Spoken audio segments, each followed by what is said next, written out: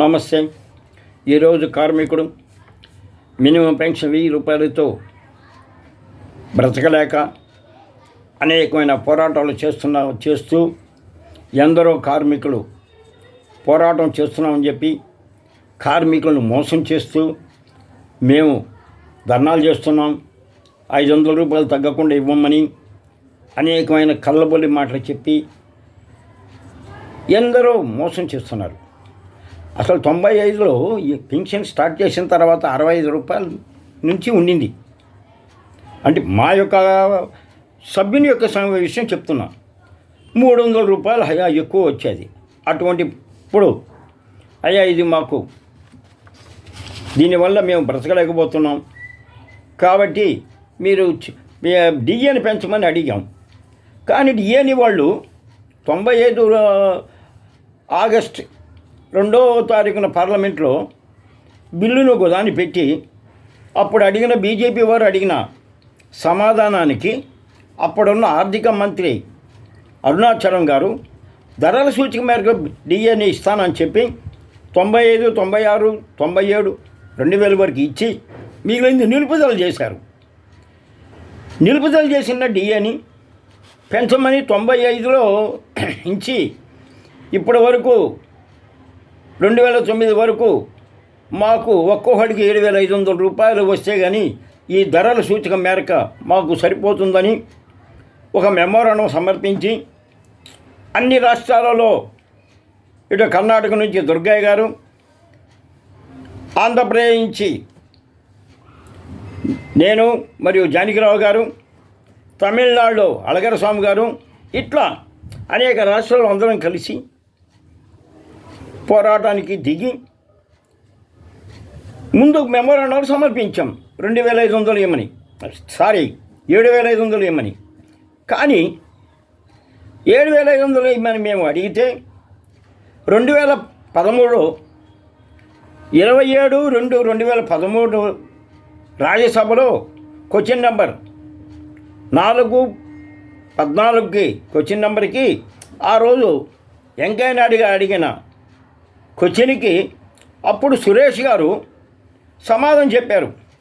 ఈ డబ్బుని డివైడ్ చేసుకొని ఇతర ఫ్యాక్టరీలకు లేకపోతే ఇతర సంస్థలకు పెట్టుబడి పెట్టి దాని మీద వచ్చే ఆదాయాన్ని మేము మీకు పెంచుతాము, 3000 రూపాయలు పెంచుతామంటే ఆ రోజు అప్పుడు ఉన్న ప్రతిపక్ష నాయకులు సుష్మా స్వరాజ్ గారు కానీ మన వెంకయ్య నాయుడు గారు కానీ ఒప్పుకోలేదు. కానీ 2014లో 1000 రూపాయలు చేశారు. 2014 నుంచి కూడా పోరాటాలు అంటున్నారే కానీ ఎవ్వరు కూడా ఇది 2024 అంటే 10 సంవత్సరాలు పోరాటాలు చేసి ఒక్క పైస కూడా పెంచకుండా పోయినారు. ఇది ఎంతవరకు ధర్మం? మినిమం పెన్షన్ ఈరోజు మీరు నిలుపుదల చేసిన కాడి నుంచి ఈ రోజు వరకు 18,000 రూపాయలు ఇస్తే కానీ ఒక కార్మికుడు బతకలేడు.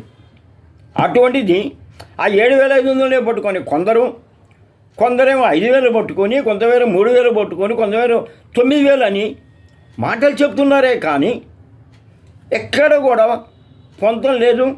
వీళ్ళు ధర్నాలు అని చెప్పి డబ్బులు వసూలు చేసుకోవడం కానీ ఏది కూడా చేయలేకపోయినారు. ఇటీవల హయ్యర్ పెన్షన్ గురించి చెప్తే అది కూడా మోసపూరితమైన సమస్యగానే మారిపోయింది. ఇది ఈరోజు హయ్యర్ పెన్షన్ సంగతి దేవుడికి ఎరుక.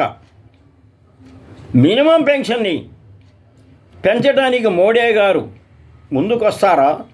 మోడీ గారికి అసలు పేద కార్మికులకు న్యాయం చేయాలని ఉన్నారా లేదా? అంటే ఇప్పటి వరకు పోరాటం చేసిన సభ్యులు 2014 నుంచి మోడీ గారి దృష్టికి తీసుకోపోలేదా? మోడీ గారితో మాట్లాడలేదా? మాట్లాడుంటే ఈ 14 సంవత్సరాల్లో ఒక్కసారైనా కూడా మోడీ గారు ఈ మినిమం పెన్షన్ గురించి మేమేదో చేస్తామన్నారు. వ్యవసాయదారులకి ఈరోజు మోడీ గారు ఏదో గిట్టుబాటు ధరలు ఇచ్చినట్టుంది, ఏదో రాయితీలు ఇచ్చినట్టుంది. మరి పేద కార్మికులకు ఎందుకు ఇవ్వలేకపోయినారో అర్థం కావటం లేదు.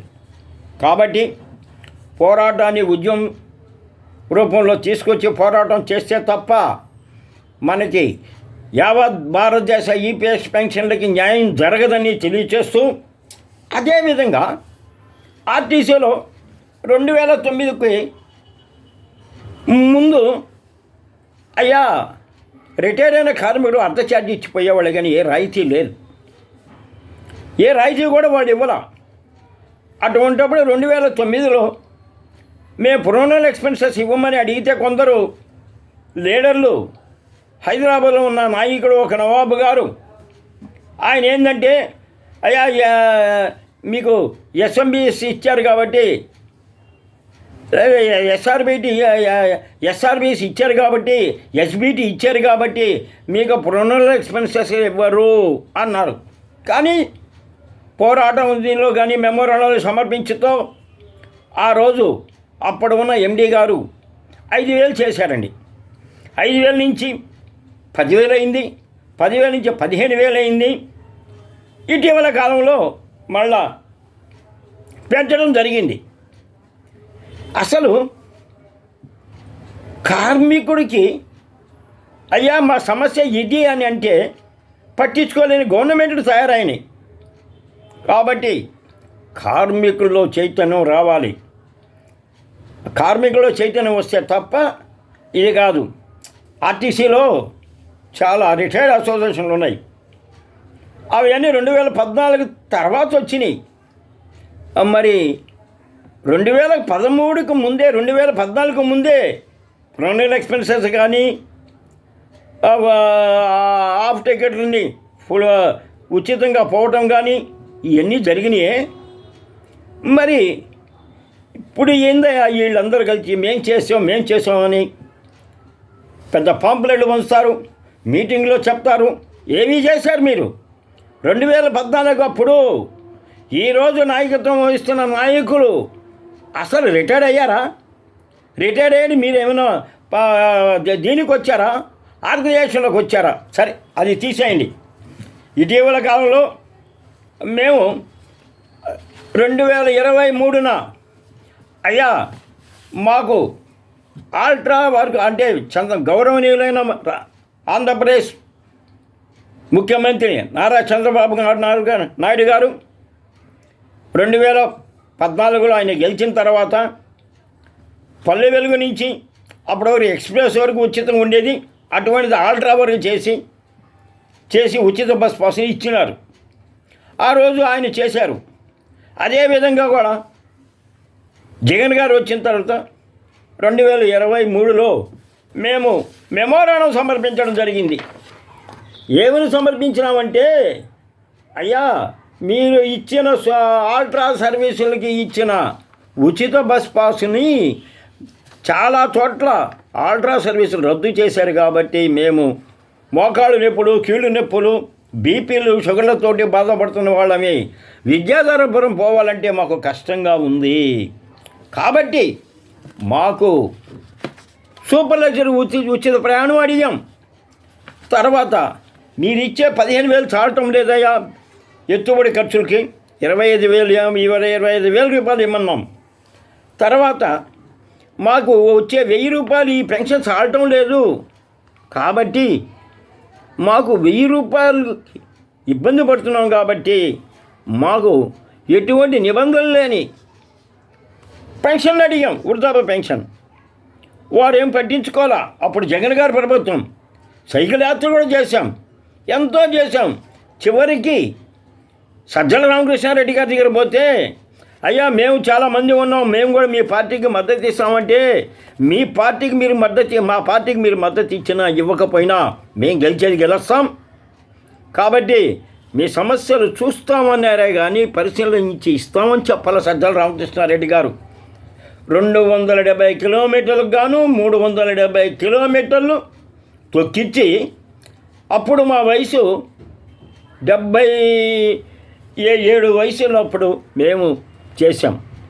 తర్వాత 23లో మాకు ఇచ్చిన దానిలో మేము ఇచ్చిన మెమోరాండంలో 25,000 రూపాయలు చేశారు, మిగిలింది చేయలా.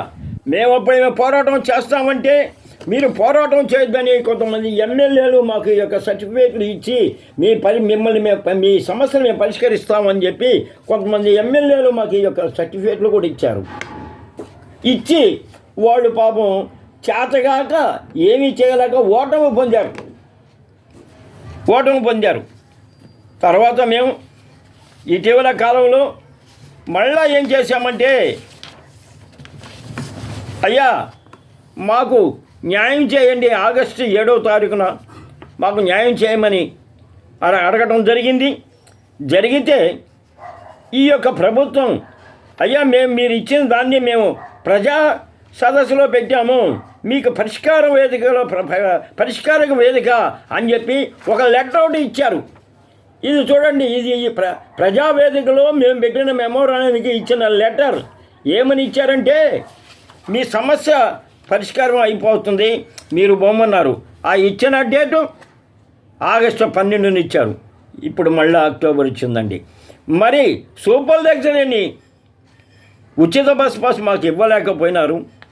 కావున మా ఇందు దయించి మీరు మాకు సూపర్ లగ్జరీ బస్ పాసులని మరియు జీవన భృతికిగా మీరు కడపలో ఇచ్చిన గౌరవ ముఖ్యమంత్రి నారా చంద్రబాబు నాయుడు గారు కడపలో చెప్పారు కాబట్టి, జీవన భృతి ఇస్తానని చెప్పారు కాబట్టి మాకు జీవన భృతిని ఇవ్వగలరని ఆశిస్తూ, మాకు కార్మిక సమస్యలను మీరు పరిష్కరించగలరని కోరుతూ, ఉద్యమం దాకా రానివ్వద్దని, మా సమస్యలను పరిష్కరిస్తారని ఆశిస్తూ, గౌరవనీయులైన నారా చంద్రబాబు నాయుడు గారికి మరొకసారి నమస్కరిస్తూ మా సమస్యలు పరిష్కరించాలని కోరుతున్నాం.